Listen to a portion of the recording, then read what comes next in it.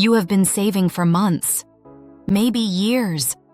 You have $10,000 in the bank and a credit score of 620.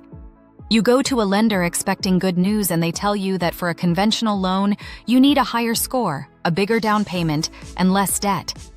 You walk out feeling like homeownership is not for you. But here's the thing. Nobody told you about the loan program that was literally built for buyers in your exact situation. It is called an FHA loan, and it has helped more first-time buyers get into homes than any other mortgage program in American history. In the next few minutes, I am going to break down everything you need to know about FHA loans, how they work, who qualifies, what they cost, and whether an FHA loan is the right choice for you or whether another option might save you money. This is the complete guide. Let's start with what an FHA loan actually is, because most people get this wrong. An FHA loan is not a loan from the government. The government does not write you a check. An FHA loan is a mortgage from a regular bank or lender that is insured by the Federal Housing Administration, a government agency inside the Department of Housing and Urban Development, also known as HUD. Here is why that matters. When a lender gives you a mortgage, they are taking a risk. If you stop making payments, the lender loses money. That risk is why lenders have strict requirements for credit scores, down payments, and income. What the FHA does is step in and say, "We will insure this loan. If the borrower defaults, we will cover part of the lender's loss." That guarantee reduces the risk, and because the risk is lower, the lender can offer more flexible requirements. Lower credit score accepted, smaller down payment required, higher debt-to-income ratio allowed. That is the deal. Now let's talk about who actually qualifies for an FHA loan, because the requirements are more accessible than most people realize. Credit score. FHA has a two-tier system. If your credit score is 580 or higher, you qualify for the minimum down payment of 3.5%. If your score is between 500 and 579, you can still get an FHA loan, but you need 10% down instead. Below 500, FHA is off the table. Now, here is a reality check. Those are the FHA minimums. Individual lenders can set their own requirements on top of that. Many lenders want to see at least a 620 even for FHA. That does not mean you are stuck. It means you need to shop around. Different lenders have different overlays, and some absolutely will work with a 580. Down payment. With a credit score of 580 or above, the minimum is 3.5% of the purchase price. On a $300,000 home, that is $10,500. Compare that to conventional, which can go as low as 3%. The difference is small, but the credit score flexibility is huge. And here is something a lot of first-time buyers do not know. Your FHA down payment does not have to come from your own savings. FHA allows gift funds from family members, your employer, a close friend with a documented relationship, and even charitable organizations.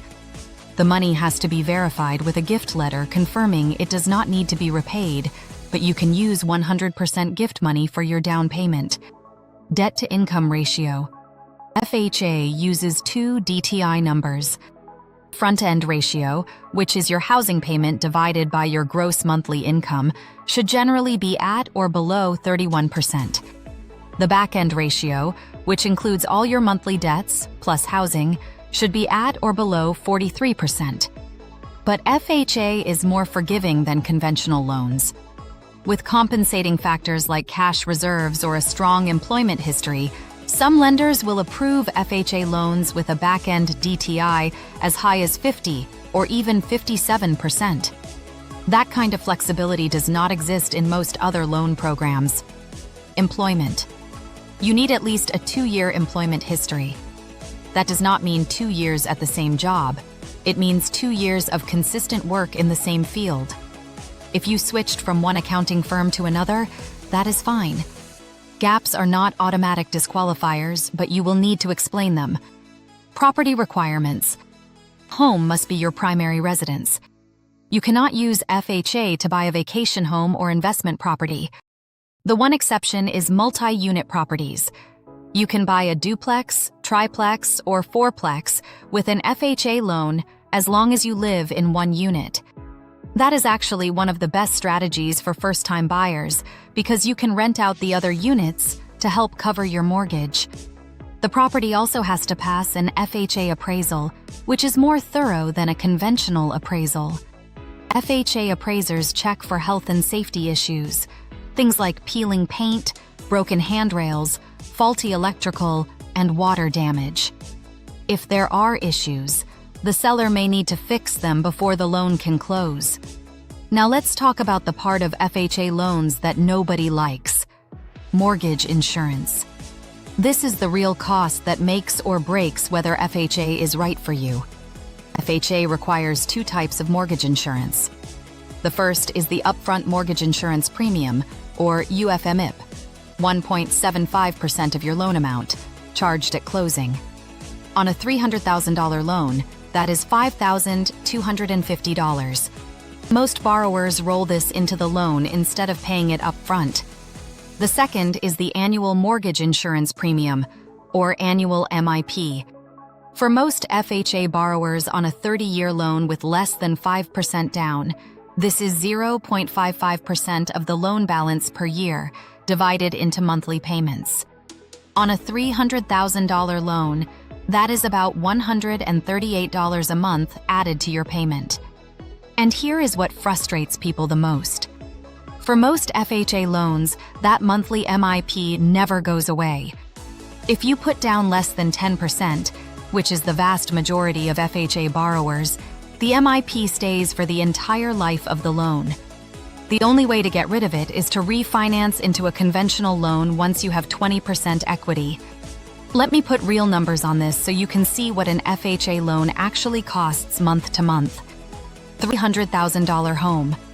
Down payment of 3.5% is $10,500.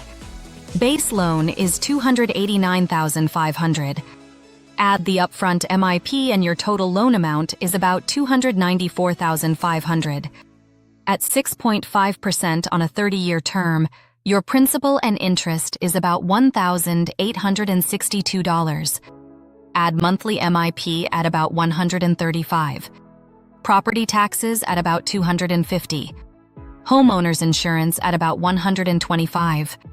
Your total monthly payment is approximately $2,372.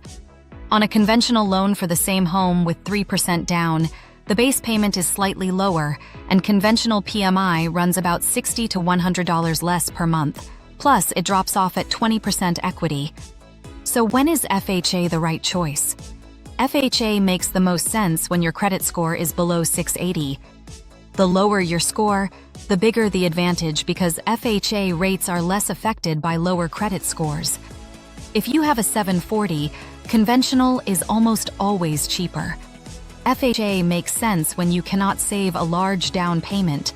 3.5% is very achievable, especially with gift funds. FHA makes sense when your DTI is higher than conventional allows.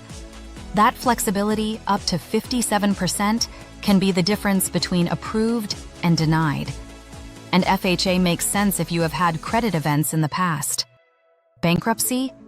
You can qualify 2 years after a Chapter 7 discharge. Foreclosure? 3 years. Short sale? 3 years. Conventional loans often require longer waiting periods. When is FHA not the right choice? If your credit score is 700 or above and you have at least 5% down, conventional will save you money long-term because of lower insurance costs and the ability to drop PMI. If you are buying a property that needs major repairs, FHA's strict standards might complicate the deal. And if you are a veteran or active military, a VA loan is almost always better. 0 down, no monthly mortgage insurance, and competitive rates. If you qualify for VA, use VA. One more thing, FHA loan limits.